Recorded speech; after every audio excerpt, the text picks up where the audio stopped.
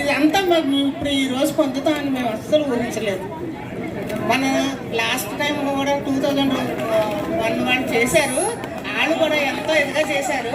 అంతకు మించి చూసి ఇంతమంది మీ ప్రేమను మేము భరించలేనంత ఇదిగా ఉన్నది నిజంగా.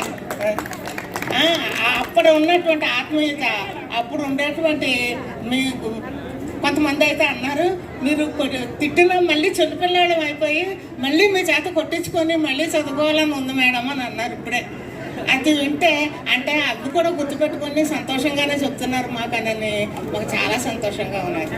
ఎంతో కష్టపడి ఇంత గ్యాదరింగ్ ఇచ్చేసారు నరసింహ, ఈ అమరేశ్వరి, వీళ్ళు పదే ఫోన్లు చేసి తప్పకుండా రండి అని అంటే మిమ్మల్ని అందరినీ ఎప్పుడు మీరే తండ్రులు అయిపోయారు, తాతలు అయిపోయారు మరి తెలియదు, కొంతమంది తెలియదు.